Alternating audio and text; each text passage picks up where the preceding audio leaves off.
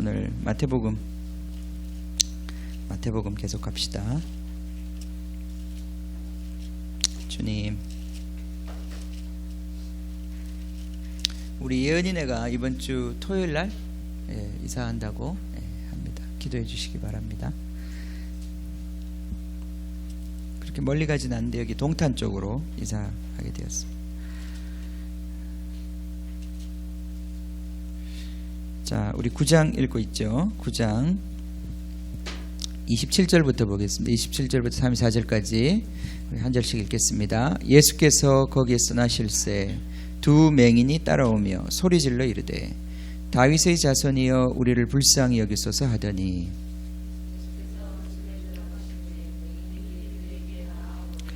예수께서 이르시되 내가 능히 이 일을 할 줄을 믿느냐 대답하여 주여 그러하오이다 하니 이에 예수께서 그들의 눈을 만지시며 이르시되 너희 믿음대로 되라 하시니 그 눈들이 밝아진지라. 예수께서 엄히 경고하시되 삼가 아무에게도 알리지 말라 하셨으나 그들이 나가서 예수의 소문을 그 온 땅에 퍼뜨리니라. 그들이 나갈 때에 귀신 들려 말 못하는 사람을 예수께 데려오니 귀신이 쫓겨나고 말 못하는 사람이 말하거늘 무리가 놀랍게 여겨 이르되 이스라엘 가운데서 이런 일을 본 적이 없다 하되 바리새인들이 이르되 그가 귀신의 왕을 의지하여 귀신을 쫓아낸다 하더라.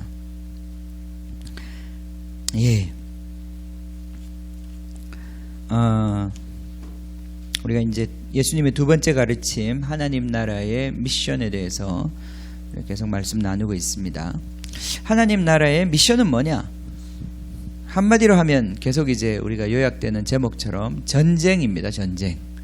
전쟁이라는 것을 아셔야 합니다.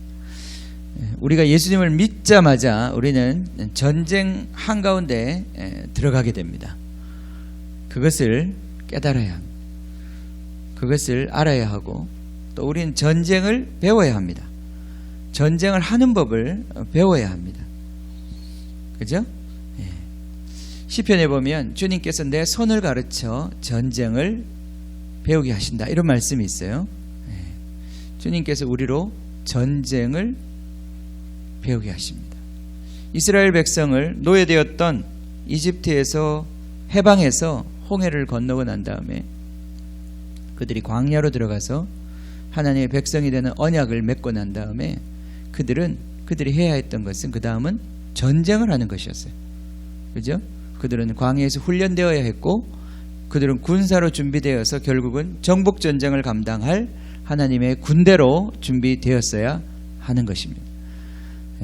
그 군대로 준비가 안 되었기 때문에 그 싸움에 적합하지 않았기 때문에 이스라엘 백성은 40년 동안이나 그곳에서 새로운 세대가 일어나서 전쟁을 준비할 군인들이 되도록 군사들이 되도록 그렇게 훈련을 받았습니다. 40년 동안 뭐하러 광야에 있었냐? 군대가 준비될 때까지 군사가 준비될 때까지 그들은 광야에서 지냈던 것입니다. 마찬가지죠. 우리가 예수님을 믿고 교회에 오고 하나님의 백성이 되었습니다. 사람들은 다 거기서 모든 게 스톱합니다. 많은 사람들이 스톱합니다. 더 이상 진도를 못 나가요. 하나님의 마음은 그게 아닌데 우리가 그렇잖아요. 아기를 낳고 난 다음에 그게 끝이 아니잖아요. 그죠? 낳았을 때 물론 기쁘긴 하지만 그 다음이 더 많잖아요. 그죠? 어제 우리 사모님하고 우리 청년들하고 같이 우리 모임에서 얘기할 때도 아기 낳는 것도 고생이지만은 키우는 건 더 고생이다 그러더라고요. 그죠? 그 말을 했습니다. 애 낳는 것도 힘듭니다. 제가 애를 안 낳아봤지만 압니다. 안 낳아봤지만 압니다.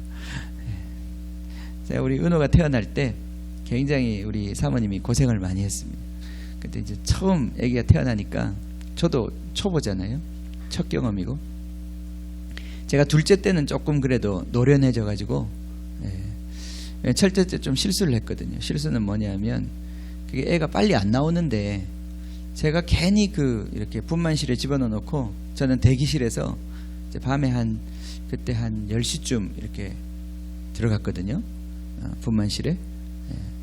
이제 한 몇 시간 지나면 이제 애기가 나올 것 같아가지고 그 바깥에서 이제 대기하면서 기다렸단 말이죠.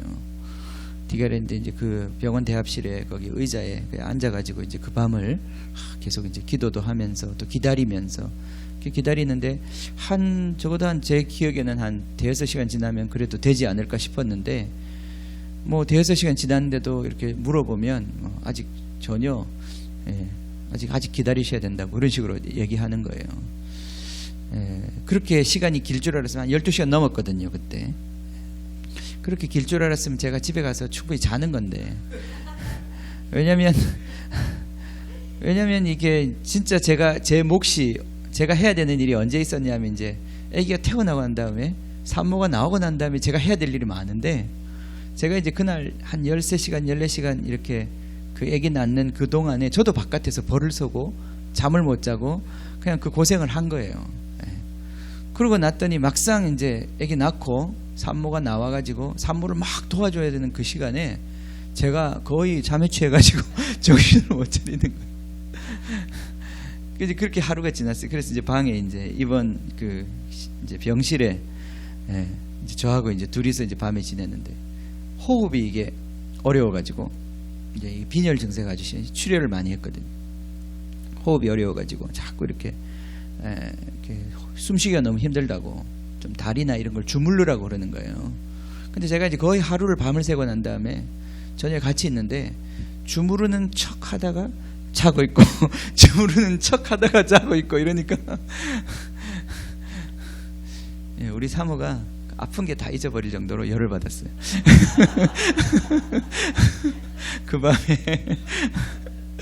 도대체 이 사람이 누구야? 이 사람 내 남편 맞는 거야?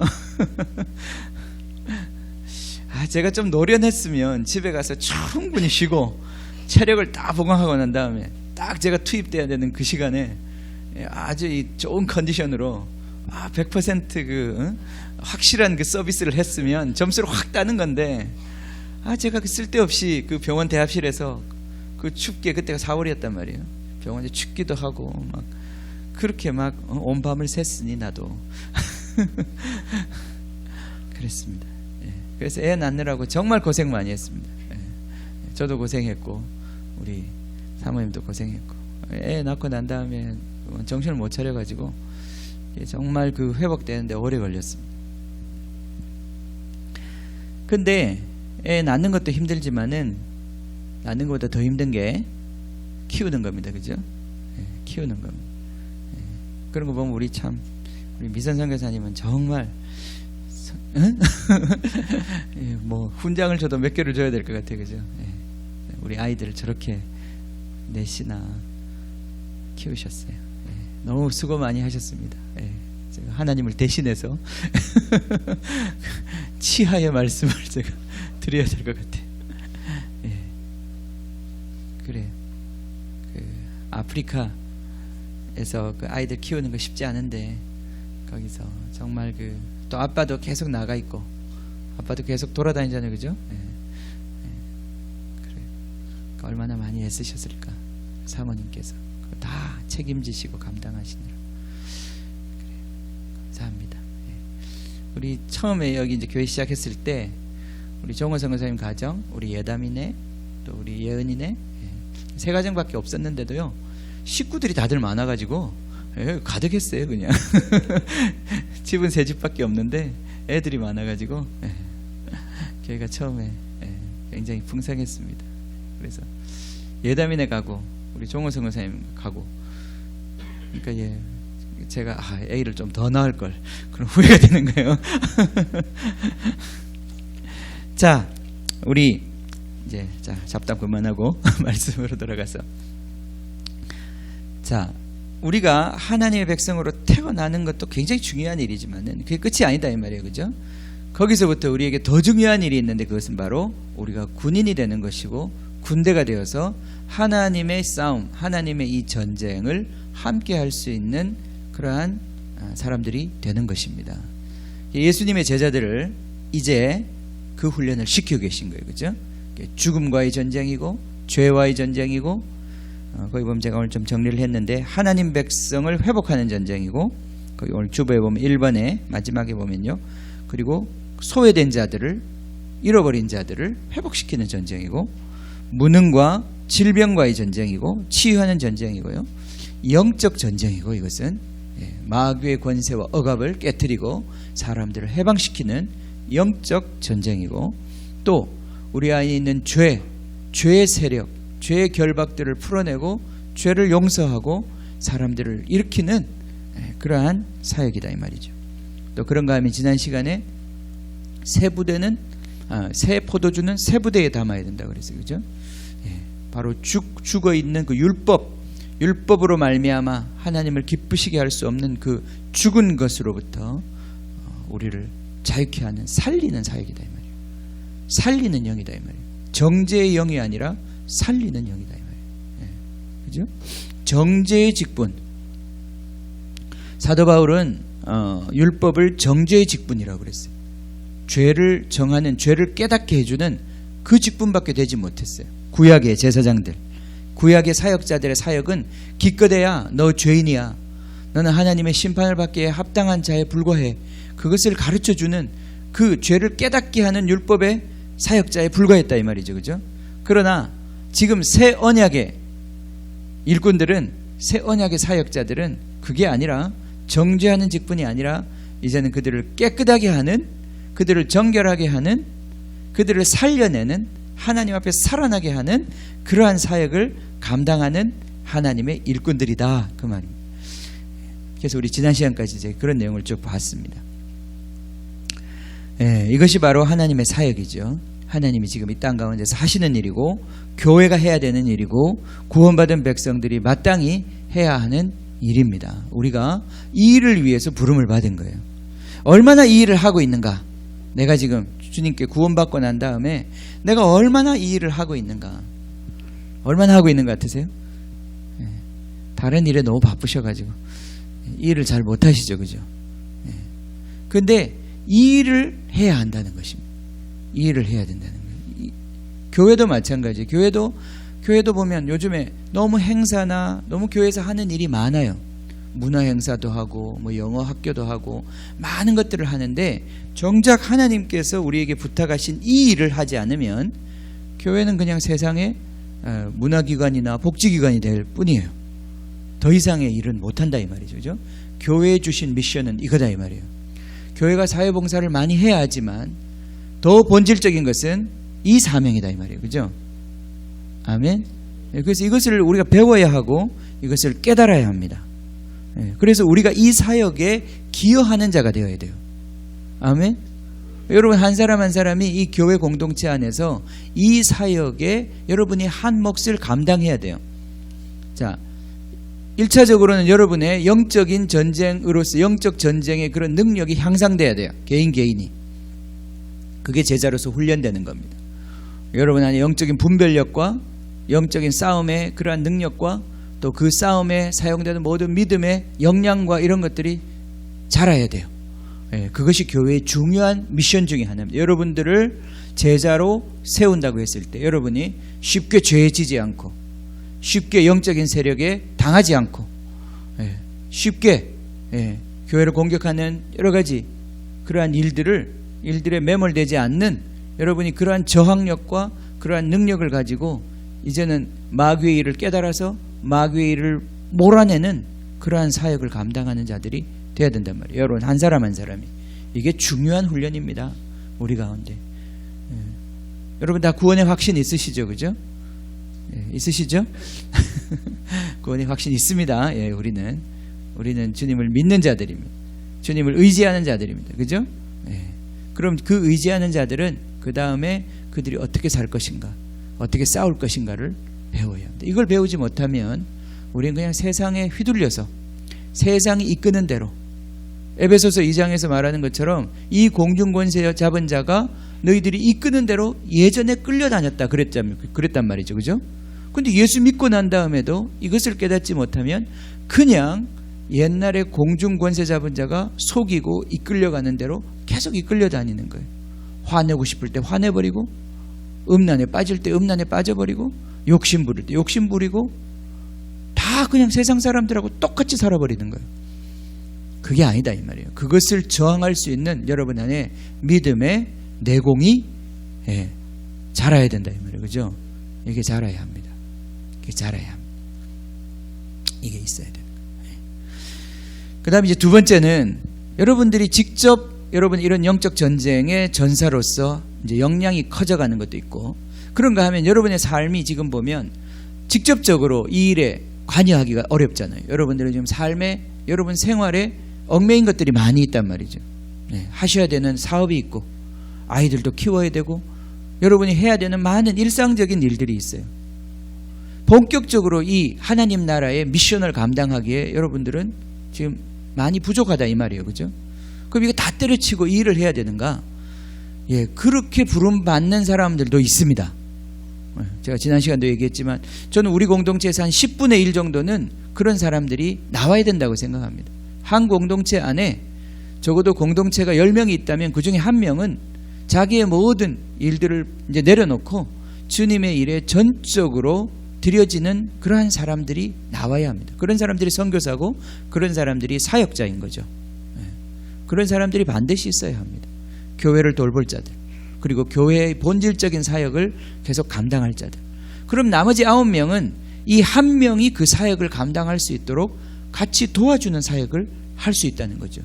그렇게 하면 그 한 사람의 승리가, 그 한 사람의 그 승리가, 미션에서 승리가 이 9사람의 승리가 되는 것입니다. 아멘?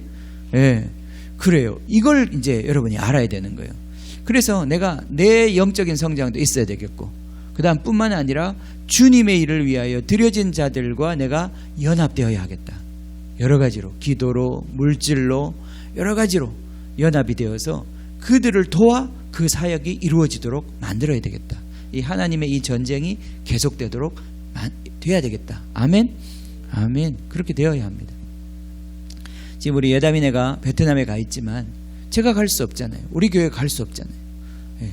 그러나 그들이 가 있잖아요. 그죠? 함께 싸우는 것입니다. 그러니까 여러분이 헌금하는 것, 그것이 하나도 아까운 것이 아닙니다. 그죠? 아까우세요? 안 아까우시죠? 연집사님 조금 아까우신가? 아깝지 않아요. 여러분이 하는 그 헌금이 하나님 나라의 일에 쓰이는 것입니다. 그래야 되겠죠. 그죠? 교회가 하나님 나라의 일을 돈을 쓰지 않고 다른 데 쓰면 안 되겠죠. 하나님 나라의 일에 우리가 참여하는 것입니다. 여러분이 오늘 밥 해오셨죠? 반찬 해갖고 오셨죠? 그 하나님 나라의 일입니까? 아닙니까? 설교는 죽을 써도 밥이 맛있으면 교회가 잘 가더라고요. 근데 밥이 맛이 없으면 교회가 힘들더라고요. 그죠? 그런 거 보면 교회를 세우는데 여러분의 반찬 실력이 굉장히 기여를 많이 하고 있는 거예요. 사명감을 가지고 아침에 하셔야 합니다. 아침에 내가 교회를 세우고 있다. 지금 누굴 걷어먹인다 이렇게 생각하면 안 되고, 내가 지금 교회를 세우고 있다. 아멘? 자, 이게 굉장히 중요한 생각입니다. 오늘 사실은 그걸 여러분이 깨달으면 오늘 말씀 다 깨달은 것입니다.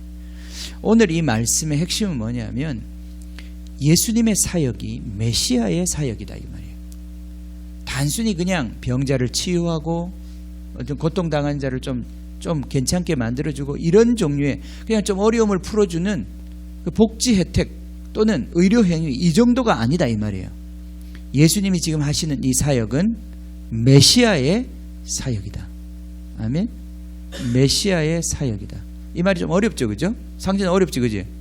메시아라는 말도 잘 모르겠고, 사역이란 말도 잘 모르겠고, 메시아의 사역이다. 그리스도의 사역이다. 이 메시아라는 말에는 굉장한 역사적인 뿌리가 있거든요. 이스라엘에게 있어서 메시아라고 하는 말은 그게 그냥 단순한 말이 아니다, 이 말이에요. 역사적인 뿌리가 있는 말이에요. 그래서 결론부터 제가 말씀드리면 여러분 이 예수님의 사역은 역사적인 싸움이에요. 역사적인 전쟁이에요. 역사적인 사건이다 이 말이에요. 여러분이 밥을 해오시는 것이 역사적인 일이다. 이 세상의 역사를 진전시키는 일이다. 좀 사명감을 가지시고 다시 이 사명감을 회복해야 돼요. 예수님의 사역은 단순한 사역이 아니에요. 그것은 구약의 약속의 성취이자 앞으로 인류의 미래에 어떤 종말을 가져오는 굉장히 중요한 역사적 사건이라는 거예요. 자, 이 사명감을 가지셔야 하는 거예요. 여러분, 청소부가 있잖아요. 청소부가 있어요. 뭐 청소하는 사람 얼마나 많습니까? 우리나라에. 뭐 똑같이 화장실 청소하고, 똑같이 뭐 쓰레기 치우고 하는데, 청와대 청소부하고, 청와대 청소부하고 이 건물 청소부하고 어떨까요? 그 마음이. 하는 일은 똑같아. 가서 변기 닦아야 되고, 바닥 청소해야 되고, 쓰레기 버려야 되고, 분리수거 해야 되고, 똑같은 일을 하는데, 청와대에서 그 일을 하면 왠지 어깨에 좀 힘이 들어갈 것 같지 않아요? 청와대에서 난 일하는 사람인데, 그죠? 그 사람은 변기 하나를 닦으면서도 자기는 지금 국정을 운영하고 있다, 이렇게 생각하지 않을까요? 그렇지 않을까요? 제가 물어보지 않아서 모르겠는데 그러실 것 같아요. 그 청소부의 자부심이 대단할 것 같아요. 왜냐하면 그 일은 보통 일이 아닌 거예요, 그죠? 우리 국무위원들과 이 청와대에 우리나라를 이끌어가는 사람들이 쓰는 화장실이잖아요. 그 사람들이 똥 마려운데 똥을 못 넣으면 어떻게 되겠어요? 그죠? 대통령이 지금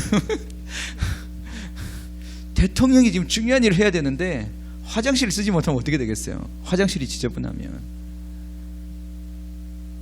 상상도 안 가죠, 그죠? 지금 대통령이 중요한 일을 해야 되는데 대통령이 배고프면 어떻게 되겠어요? 대통령을 밥 해주는 사람의 그 마음이 어떨까요?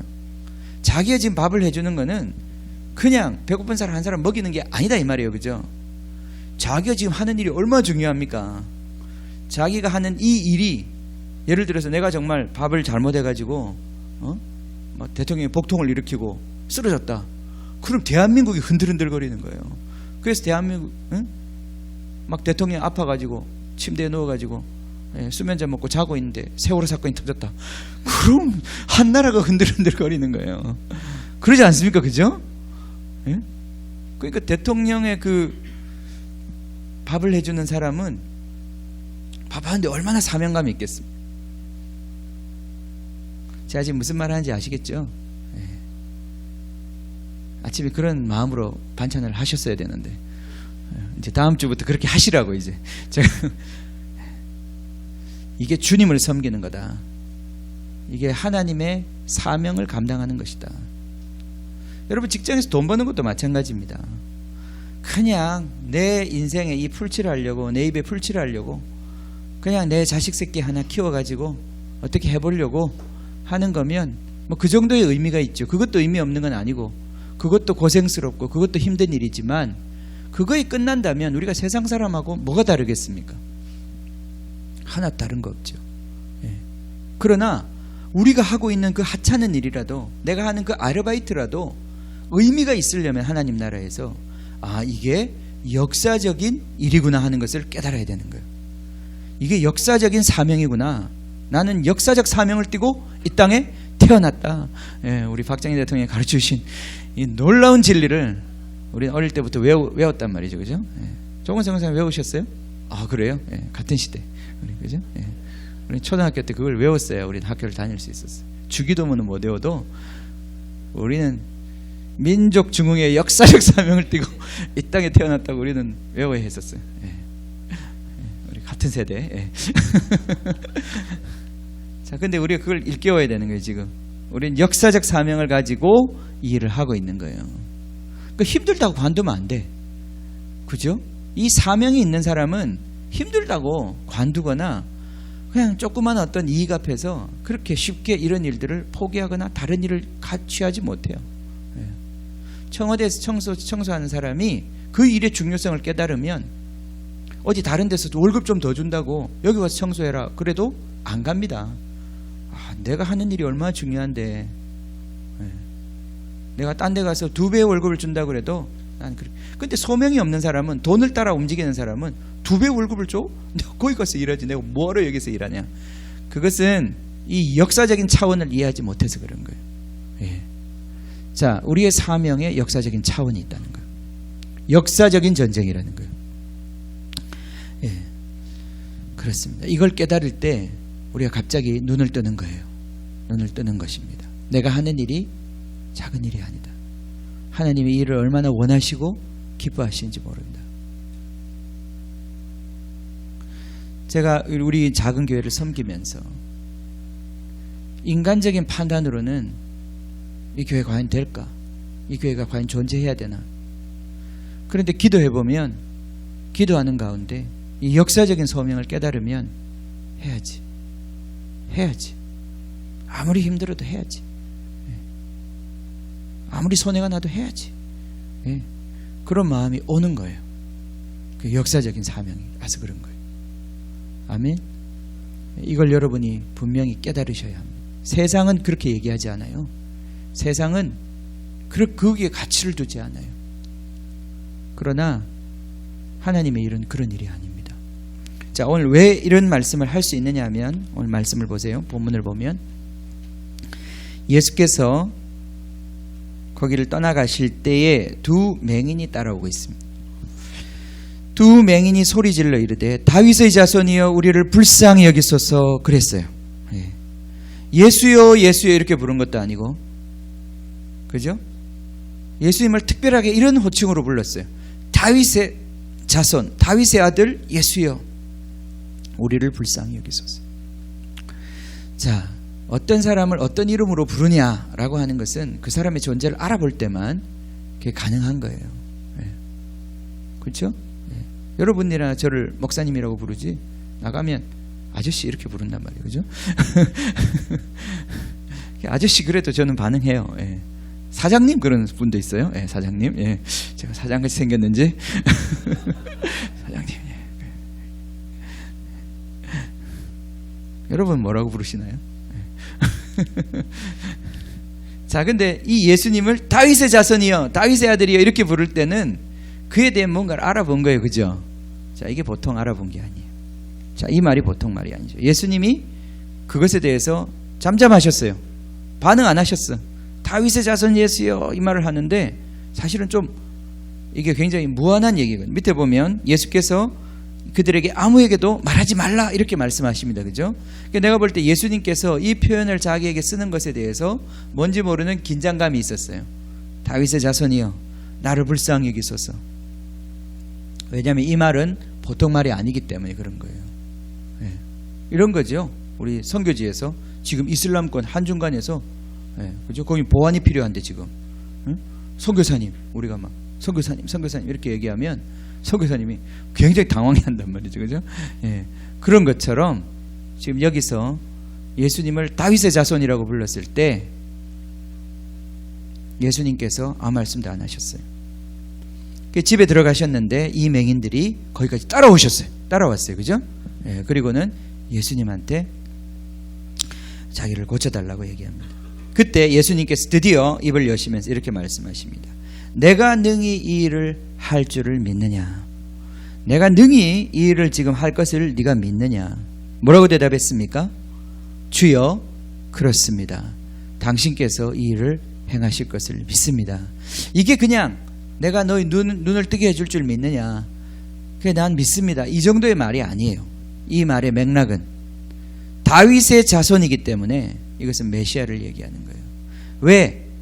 이 두 소경은 자기가 보지는 못했지만 예수의 소문을 듣고 예수의 가르침을 분명히 들었던 것 같아요. 예수님으로부터 뭔가 지금 사역을 계속 받으면서 예수님의 소문도 들었을 것이고 예수님의 하시는 일도 또는 하시는 말씀도 들었던 거예요. 그래서 그게 굉장히 이분이 대단한 분이다, 이분이 의미심장한 분이다 라고 하는 것에 대한 감을 잡았어요. 특별히 구약 말씀, 오늘 우리 읽었잖아요. 그죠? 이사야 42장에 보면 메시아에 대한 약속이 있잖아요. 그죠? 그 메시아가 오시면 뭘 한다고 그랬어요? 맹인들의 눈을 열어주겠다 그랬어요. 그죠? 우리 아까 읽었죠? 기억나십니까? 메시아가 오시면 맹인들의 눈을 열어주겠다 그랬어요. 근데 지금 얘기를 들어보니까 바로 이분이 메시아 것 같은 거예요. 지금 이 소경 지금 아마 소경끼리 이렇게 맹인끼리 공동체를 이루면서 살고 있었던 것 같은데 맹인 둘이잖아요. 그죠? 서로가 서로를 인도하면서 맹인이 맹인을 인도하면서 위로하면서 그렇게 잘 살고 있었는데 이들이 그래도 성경 공부 열심히 했던 것 같아요. 이들은 분명히 보통 사람들이 아니에요. 예수님에 대한 관심이 있었고 이스라엘의 회복에 대한 관심이 있었던 사람이에요. 그런데 메시아가 이분이 메시아인 것 같다. 만약 이분이 정말 메시아라면 무슨 일이 일어나야 돼요? 우리의 눈이 떠져야 되는 거예요. 계시가 임한 거죠, 그죠? 이 정도로 머리가 돌아가야 되는 거예요. 지금 예수님이 와도 이 머리가 돌아가는 사람이 있고 이 머리가 안 돌아가는 사람이 있어요. 단순히 내 눈을 뜨고 싶다 이게 아니라 이거는 역사적인 사건이에요. 그분이 메시아라면 그 메시아가 오신 표징이 나를 통해서 나타나야 된다 이거예요. 그래서 예수를 따라가기 시작한 거예요. 예수가 아무 반응이 없는데도 계속 쫓아간 거예요. 그리고 집안에 들어갔을 때 그렇게 얘기한 거예요. 예수님께서 그래서 물어보셨어요. 네가 정말 내가 이 일을 할 줄을 믿느냐? 그 말은 다시 말해서 네가 정말 내가 바로 이사야가 예언한 그 메시아라는 것을 믿느냐? 그 말이거든요. 그때 이들의 대답이 예, 나는 믿습니다. 네 믿음대로 되어라. 그 말은 무슨 말입니까? 그래서 눈이 떴어요, 그들이. 그죠? 바로 예수님이 메시아시라는 거예요. 예수님이 메시아임이 증명되었어요. 그죠? 그 바로 역사적인 사건, 구약에 예언된 그 사건이 성취됨으로 말미암아 이분이 메시아가 맞구나. 단순히 그냥 선지자가 한 명 나타나서 기적을 행하는 정도가 아니라 이분이 바로 이사야 42장에 약속된 그 약속된 자이구나. 그래서 예수님께서 말씀하시는 거예요. 너 나가서 절대 이 얘기하면 안 된다. 내가 메시아라는 얘기 나가서 절대 하면 안 된다. 왜냐하면 이건 마가복음에도 나오죠. 그 이유는 이 백성들 안에 메시아에 대한 기대와 플러스 오해가 많이 있었어요. 기대와 오해가 있는 거예요. 그죠? 그 두 가지 때문에 예수님을 메시아라고 했을 때 여러 가지 문제가 생기게 돼 있어요. 뭐냐면 백성들은 그를 메시아로 이제는 추앙하고 메시아로 그를 중심으로 해서 세력을 결집하려고 그럴 거예요. 이 나라를 다시 회복시키고자 하는 그런 열망을 가진 사람들은. 그렇게 되면 쓸데없이 예수가 정치적인 사건에 휘말려서 정치적인 리더가 될 가능성이 있어요. 우리 요한복음에 보면 예수님을 억지로 그때 오병이어 기적을 베풀고 난 다음에 좋은 일 해주니까 예수는 지금 그럴 때가 아닌데 이 백성들이 억지로 임금을 삼으려고 했다고 그랬어요. 그게 바로 예수를 메시아로 이제는 알아보고 그를 왕으로 세우고자 하는 그러한 군중의 운동들이 일어나기 시작하는 거예요. 그것 자체도 굉장히 위험하죠. 군중들이 그 오해 속에서 메시아에 대한 오해 속에서 왕을 받아들이는 게 아니라 자기들이 그것도 억지로 왕을 삼으려고 한다. 여러분이 예수님을 억지로 왕으로 삼으면 어떻게 될까요? 그 사람 왕입니까? 예수님이 여러분을 억지로 왕으로 삼았어요. 그리고 그 왕은 여러분 시킨 대로 다 해야 돼. 그게 억지로 만든 왕이에요. 왕이 하는 대로 내가 순종을 하겠다는 게 아니라 내가 왕을 세워놓고 내가 왕을 세웠다 이 말이에요. 억지로 내가 시킨 건 다 해야 되는 거예요. 그럼 누가 왕이죠? 왕 위에 대왕이 되는 거예요, 내가. 이스라엘 백성들의 지금 그 마음이 그런 거죠. 그들은 메시아에 대한 자기의 어떤 기대들이 있었어요. 그 기대의 투영으로 이 사람을 메시아로 세우려고 그러는 거예요. 근데 그 메시아는 정말 메시아가 될 수 없죠. 왕이 될 수 없단 말이죠. 자, 그런 위험이 있냐 하면 또 한편으로는 정말 이러한 어떤 민중의 어떤 리더가 나타났다, 구심점이 나타났다 그러면 지금 기득권에 지금 이 나라를 다스리고 있는 그 세력들에게는 굉장히 위협적인 존재잖아요. 그죠? 예. 그렇잖아요. 반란이 일어나요. 반란이. 국가가 분열되는 거잖아요. 그럼 지금 정권을 잡고 있는 그 세력들, 헤롯 왕, 그리고 그 배후에 군사력을 가지고 이 나라를 압제하고 있는 로마, 그 두 군데는 이제 이 왕을 제거하지 않으면 왕이 둘이 있을 수는 없잖아요. 그죠? 이러한 반란 세력들을 제거해야 되는 거예요. 그러면 이 쓸데없는 민중들의 그 정치적인 어떤 압력, 그 다음에 뿐만 아니라 그 당시에 있었던 이 정치적인 어떤 세력과의 대결, 이런 것으로 오는 쓸데없는 하나님의 일을 감당하는 것이 아니라 쓸데없는 이러한 일들에 휘말리게 되는 거예요. 이건 하나님의 뜻을 이루고 하나님의 의를 이루는데 별로 도움이 되지 않아요. 그래서 예수님께서 자기 자신을 감추셨던 거예요. 한동안 정말 자기를 알아볼 사람들이 나타날 때까지, 정말 성령으로 말미암아 예수님께서 메시아라고 하는 것을 계시해 주실 때까지 예수님은 기다리셨던 거예요. 그래서 나가서 함부로 이 사람이 내가 메시아다 이렇게 얘기하지 말라는 거예요. 그런데 이 사람이 역시 예수님의 말씀을 안 듣고 나가 소문을 막 퍼뜨렸습니다. 열심히 전도해서 예수님을 공경에 빠뜨렸습니다. 그래요. 예수님 하지 말라 할 때는 좀 안 하면 좋을 텐데, 그죠? 우리가 이런 모습입니다. 자, 그래서 다윗의 자손 예수 메시아, 이 메시아가 오신 것입니다. 이 메시아가 드러난 것입니다. 메시아가 하시는 일이 나타난 것이죠. 오, 주님. 자, 그 다음 32절부터 보면 두 번째 사건이 나오죠. 두 번째 사건이 뭡니까? 말 못하는 귀신 들린 자. 귀신 들려 말 못하는 사람을 예수께 데려왔다.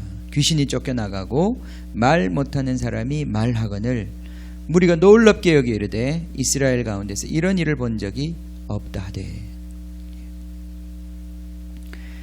자, 이 사람은 지금 말을 못하는 사람인데요. 그러니까 벙어리라는 거예요. 말을 못하는 사람인데 이 사람의 말을 못하는 이유는 귀신이 들렸기 때문에 그렇다는 거예요. 악한 영의 영향력 아래서 악한 영 때문에 그의 신체 기관이 마비되고 그가 정상적인 사람으로 살 수 없는 상태예요. 실제로 우리 악한 영의 역사들 가운데 묶여 있으면 이러한 신체적인 여러 가지 억압들이 나타납니다. 말 못하는 일도 있고 듣지 못하는 사람도 있고 보지 못하는 사람도 있고, 그러니까 단순히 이런 어떤 기계적인 장애가 아니라 영적인 억압으로 말미암아 생기는 장애들이 있어요. 이유를 알 수 없는. 여러분 병원에 가면 괜찮다고 그래. 아무 문제 없어요. 뭐 MRI도 괜찮고 다 괜찮은데 근데 아파.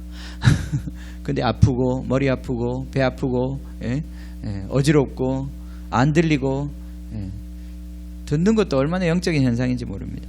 자, 이 사람은 분명히 귀신 들려 말 못하는 사람이었습니다. 그때 예수님께서 이 사람을 귀신을 쫓아내어 주시고 말을 하게 되었습니다.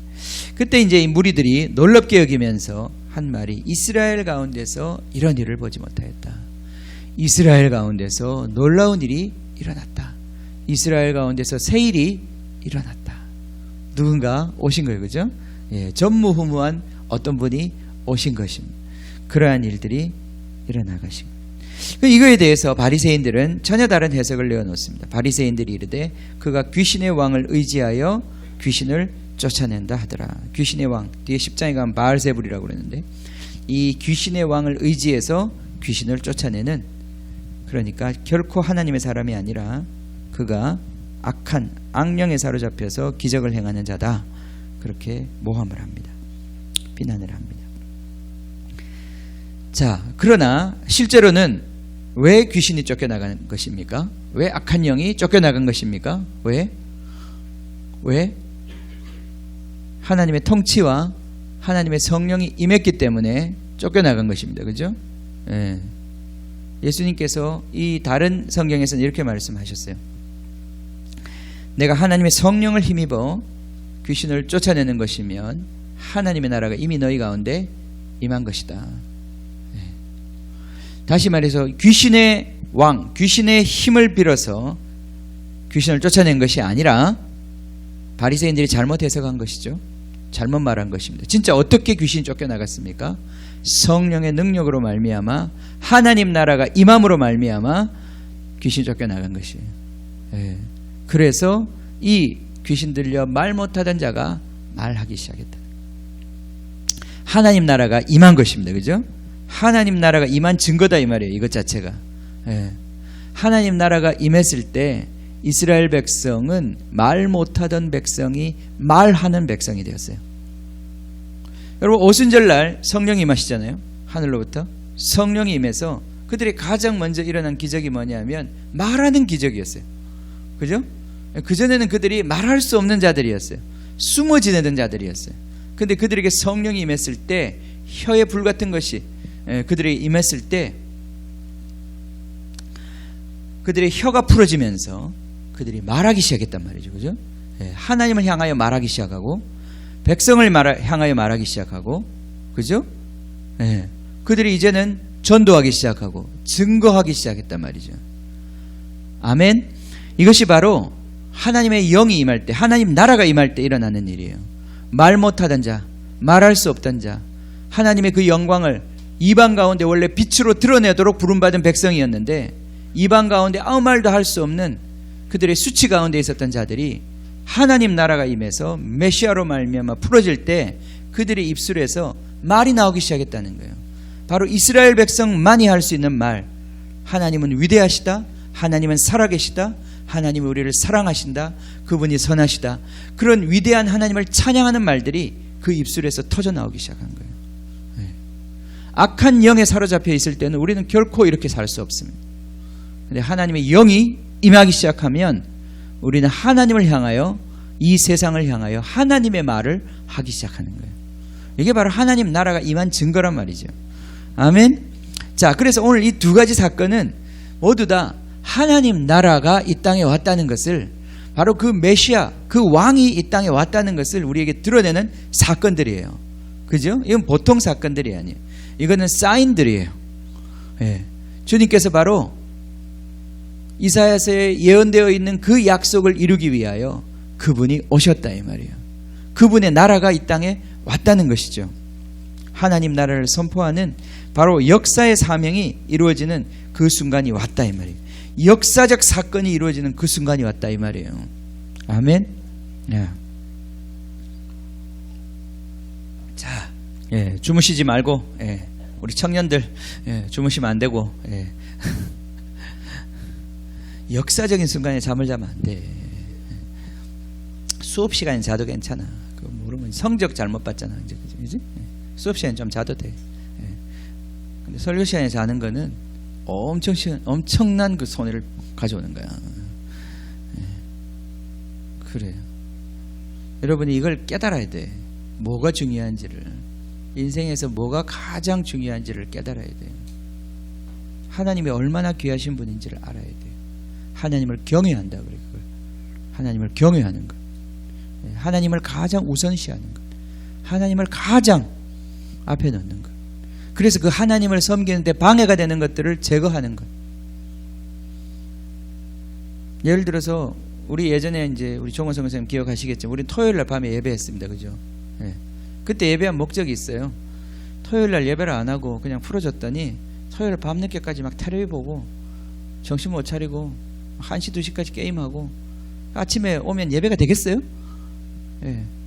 아니 마음은 알아요. 예배를 하려고 막 애를 써. 근데 예배가 힘들어. 그냥 힘든 거예요. 그냥. 마음은 알아요. 제가 마음은 아는데 힘들다고. 그러니까 주님 앞에, 그러면 이제 그런 경우에는 결단을 해야 돼요. 아, 내가 토요일 밤에는 내가 이 예배를 잘하기 위해서 컨디션을 잘 유지해야 되겠다. 그 어리석은 아빠처럼 아기가 나오기 전에는 집에 가서 잘 쉬었어야 되는데, 그죠? 그래야 정말 예배에 도움이 필요할 그때는 잘할 수 있는데 뛸 수 있단 말이죠. 그죠? 그게 지혜로운 사람이에요. 우리 운동선수들이 그렇게 하잖아요. 자기 컨디션을 최대로 만들어서 딱 시합 시간에 끌어올려야지. 아, 경기 전에 뭐 허튼 짓 하고 막 과식하고 그럼 큰일 난단 말이죠. 그거는 전혀 개념이 없는 사람이에요. 그렇게 사는 사람들은 선수가 아무리 재능이 뛰어나도 오래 가지 못해요. 하나님을 섬긴다는 게 그런 것이에요. 하나님의 그 일과 하나님의 그 소명을 위해서 내 자신을 자꾸 초점을 맞추는 거예요. 쓸데없는 것들은 제거해버리는 거예요. 쓸데없는 일들. 주님 나라에 내가 주님의 사람이 되는데 자꾸 방해되는 것들에, 그런 것에 자꾸 내 자신을 얼고 매어 놓으면 안 된다. 산만케. 우리 에너지가 다 빠져나가고 주님 어떻게 섬겨요? 우리의 돈 다 써버리고 어떻게 주님 섬기냐? 나중에 주님 앞에 가서 어떻게 설라고? 주님 앞에 가서 뭐 했냐? 내가 그렇게 많은 걸 줬는데 넌 뭐 했냐? 그 말씀 앞에 어떻게 설라고? 그러지 않아요? 하나님이 어떤 은혜를 우리 가운데 베푸셨습니까? 그 정신을 바짝 차려야 되는 거예요. 아멘.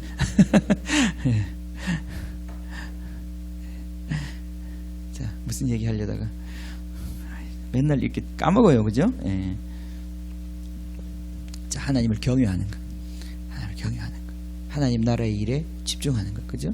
예. 삶이 자꾸 그렇게 집중되어 가야 합니다. 하나님 나라의 일을 위해서, 하나님 나라의 일을 위해서. 제가 어디서 놓쳤는지 지금 좀 찾아야 되는데 좀 기다리세요. 주님, 자, 우리는 역사적인 일, 메시아의 일, 이걸 지금 우리는 위해서 있다 이 말이에요, 그죠? 여기 지금 우리가 예배 드리고, 여러분이 예배 드리는 것을 그냥 가볍게 생각하지 마세요. 여러분 여기 예배 나올 때 여러분 굉장한 영적 전쟁 가운데 있는 거예요. 한국 안에서도 사실은 그렇게 살아있는 예배를 드리는 공동체가 많지 않습니다. 그렇게 매 주일마다 주님 앞에 서려고 몸부림치는 공동체가 많지 않습니다. 우리가 이 자리를 지키고 이 재단을 지키는 것이 저를 위한 어떤 야망 때문에 그런 것이 아닙니다.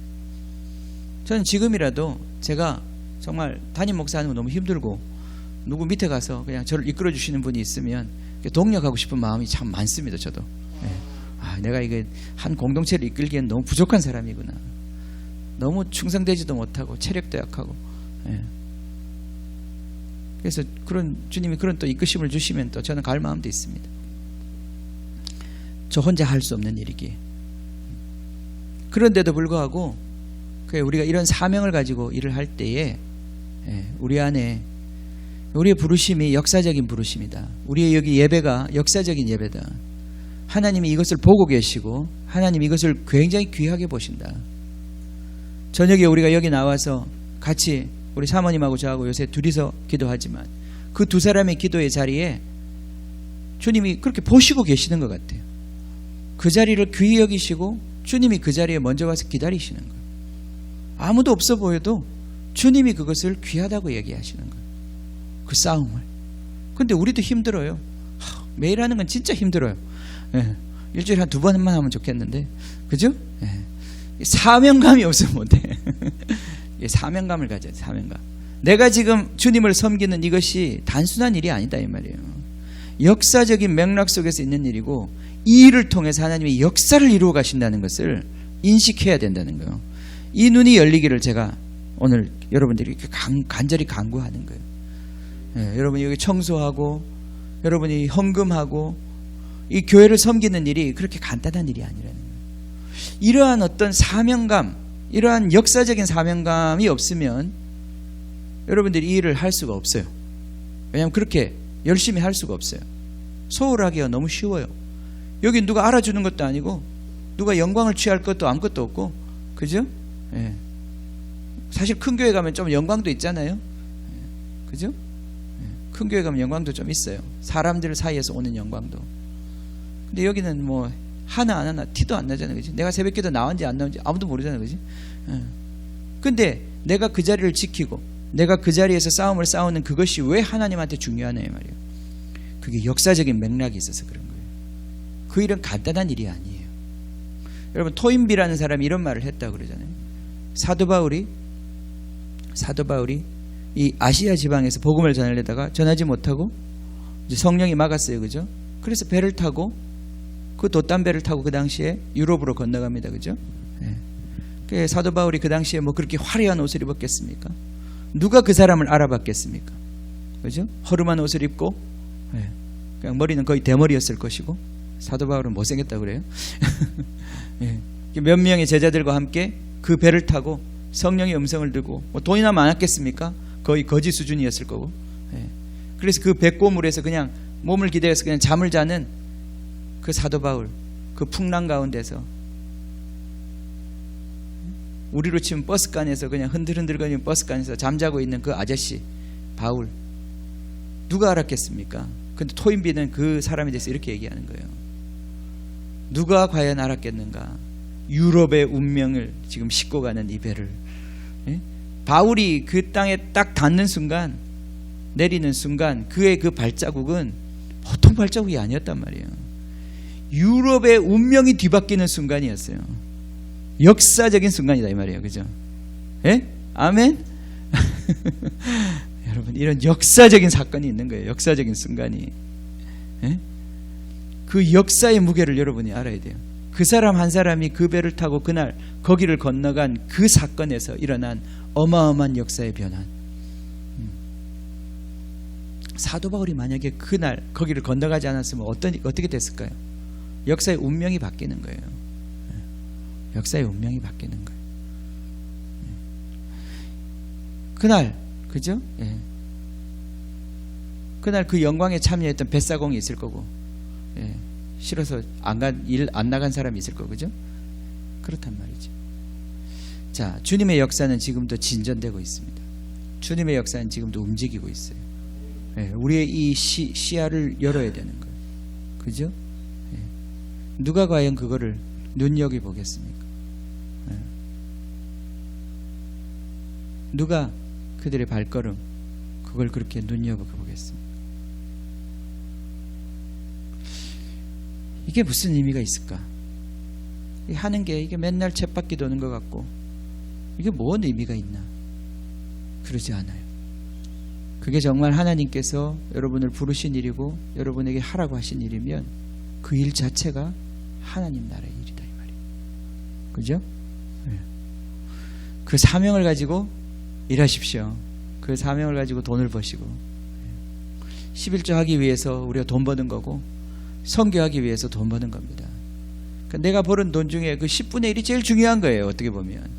그런 사람이 어떻게 그 10분의 1을 바치지 않겠습니까? 왜냐하면 그게 가장 중요한데 그걸 위해서 내가 하나님 나라의 역사를 위해서 내 삶을 드린 거였는데 그렇지 않으니까 자꾸 11조를 해야 되냐 말아야 되냐 이런 논쟁이 지금 한국교회 안에 치열하거든요. 예. 저는 어느 편이에요? 하지 말라는 쪽이에요. 예. 하지 말라는 쪽이에요. 예. 다 갈 거란 쪽이에요. 저는 11조가 아니고 예. 다 갈 거란 쪽이에요. 예. 그래서 전부를 목숨까지 갖고 오라는 거예요. 예. 뭐 돈 몇 푼 가져올 생각하지 말고 11조 갖고 지금 얘기하고 싶지 않다. 11조 안 해도 돼.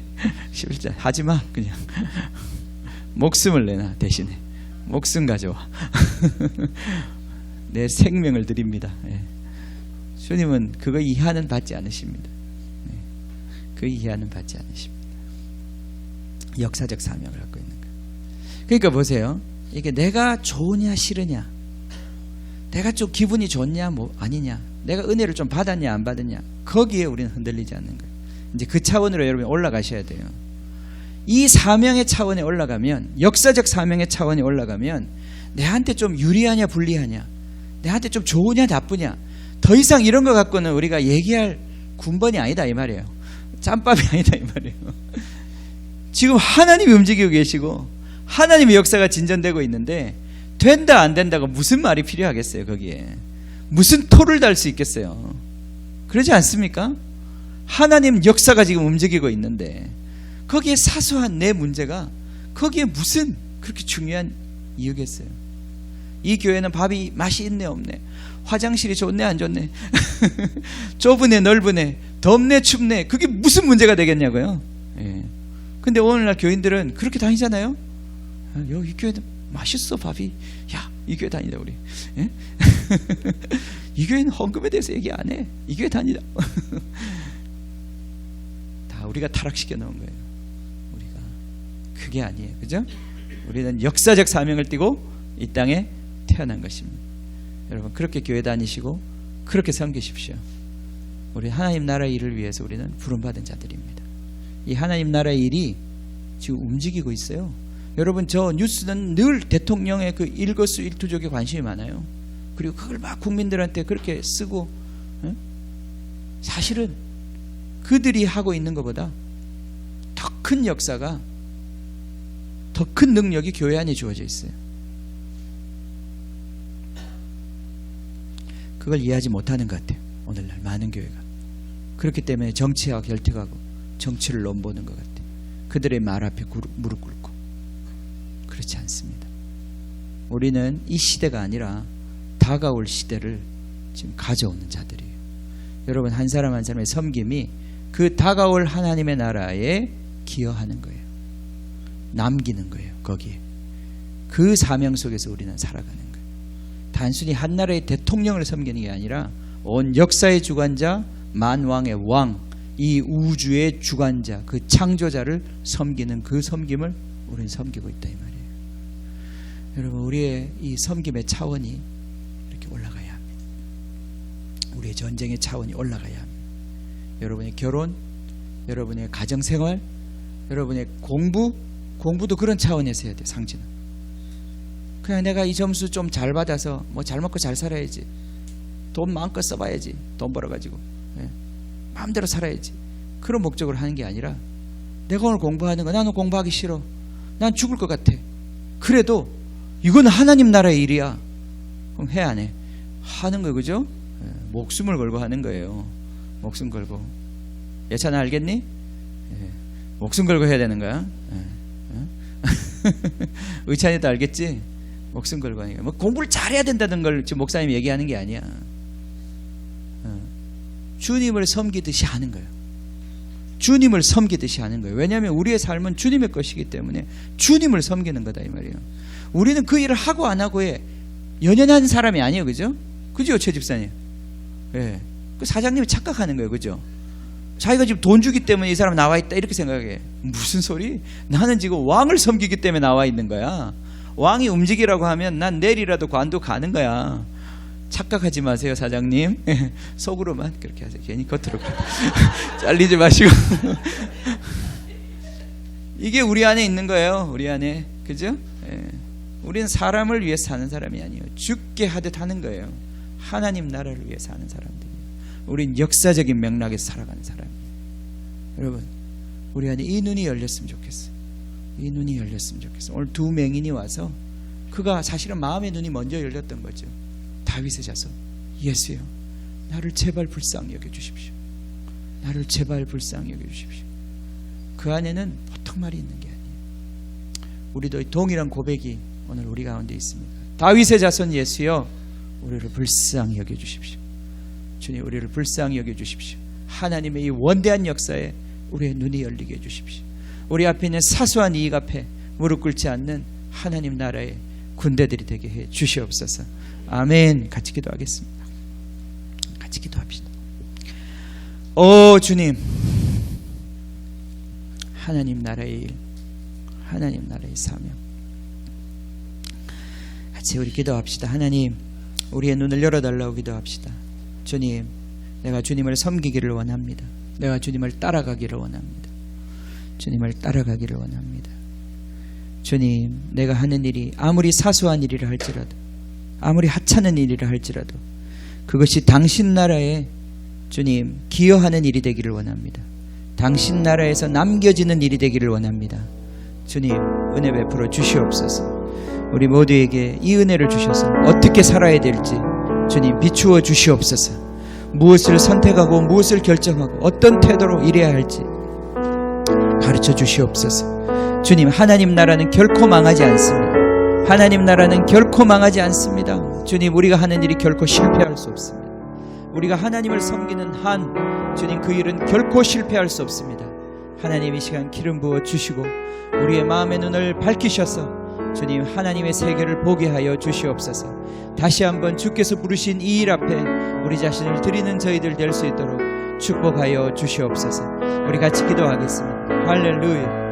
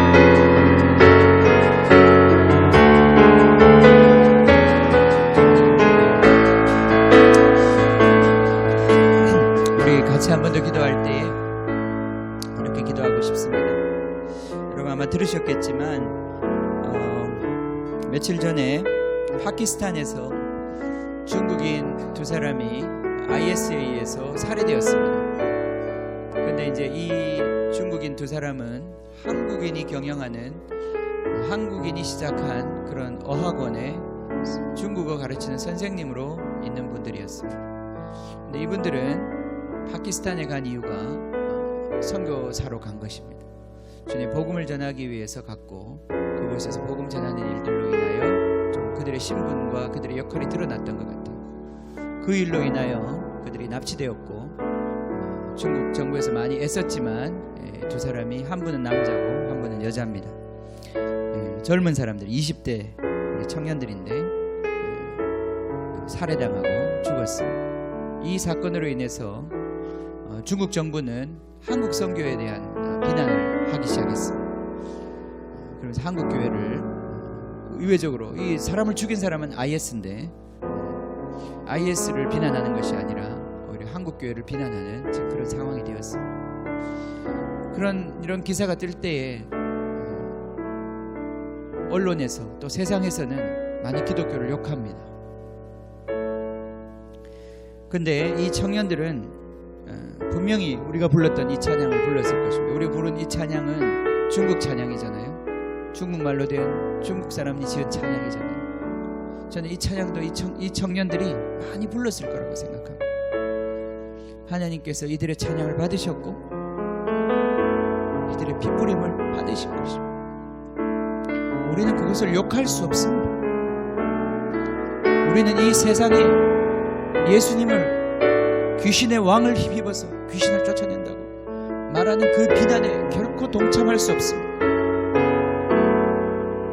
그들은 하나님의 역사를 위하여 드려진 하늘의 미랄들인 것입니다.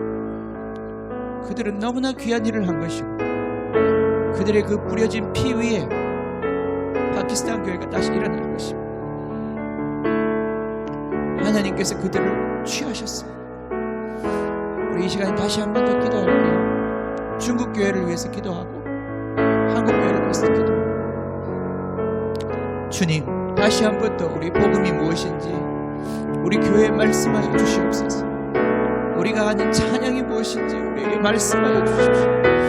생명을 들여 주님을 섬긴다는 것이 무엇인지 다시 한 번 우리에게 가르쳐 주십시오. 우리의 눈을 열어주시고 메시아가 이 땅에 오셨다는 것을 알게 해주시옵소서. 그 메시아의 사역은 지금도 계속되고 있다는 것을 주님 알게 해주십시오. 주님의 재단에 뿌려진 이 두 청년의 예배를 받아주시고, 주님 파키스탄 교회 다시 한번 일으켜 주시옵소서. 주님 저 IS에게 주님의 은혜가 임하게 하여 주시옵소서. 아직 기도하겠습니다.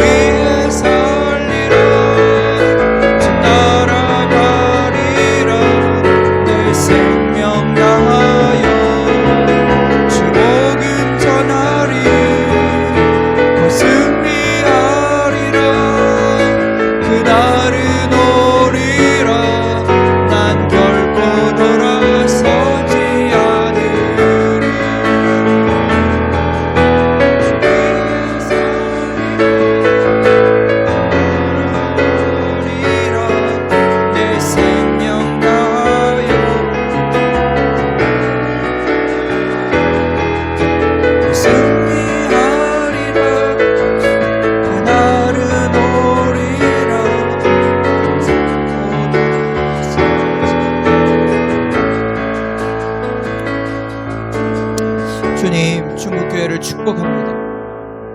주님,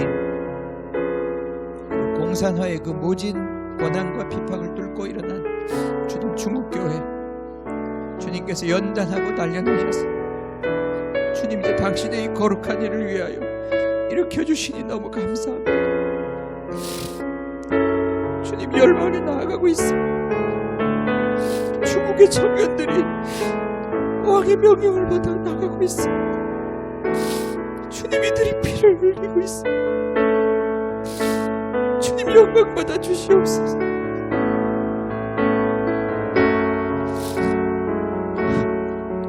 주님 스데반의 피를 받으시고 사도바울과 같은 주님의 그릇들을 일으키신 것처럼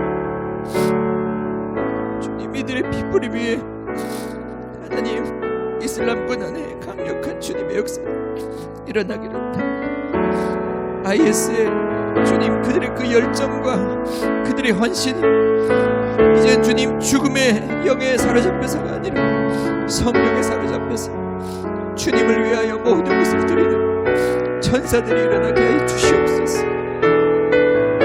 주님 이 시간 다시 기도하며 다시 한번 중국교회를 위로하여 주시고 주님 뒤돌아서지 않게 하여 주시고 계속해서 주님을 섬기는 이 거룩한 행진을 전진하게 하여 주시옵소서. 우리 한국교회도 주님 긍휼히 여겨주시고 주님 깨어나게 하여 주시고 다시 한번 주님의 재단하고 우리의 모든 것을 드리는 주님이 헌신이 일어나게 하여 주시옵소서.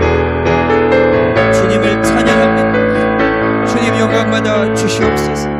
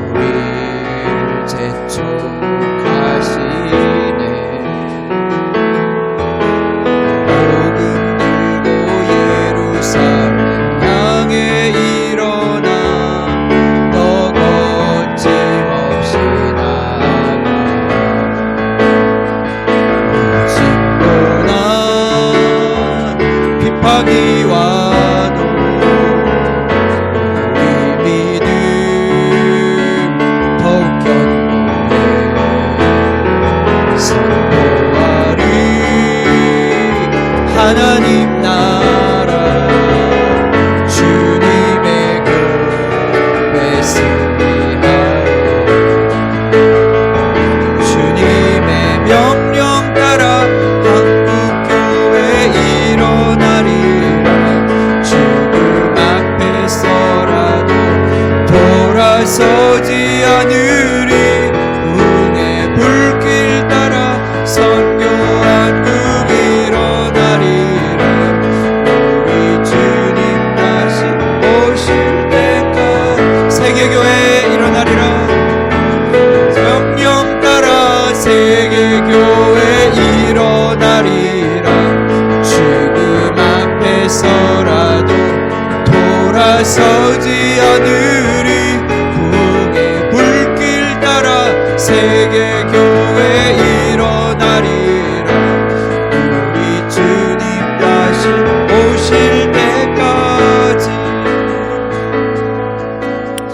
감사합니다. 주님 감사합니다. 주님 이 시대에 주님이 살아계신 주님 그 역사와 능력을 나타내시니 감사합니다. 주님 역사는 전진하고 있습니다. 세상의 종말을 향하여 주님 이 세상에 당신의 영광스러운 나라를 향하여 주님 우리는 전진하고 있습니다. 주님 다시 한 번 더 우리를 깨워주셔서 주님을 따라가는 이 거룩한 부르심에 주님 온전히 우리의 모든 것을 드려 섬길 수 있도록 축복하여 주시옵소서. 그러한 교회가 되게 하여 주시고 그러한 한국교회 다시 일어나게 하여 주시고 주님 중국교회와 하나 되어서 주님 온 열방을 섬기는 그 영광을 보게 하여 주시옵소서.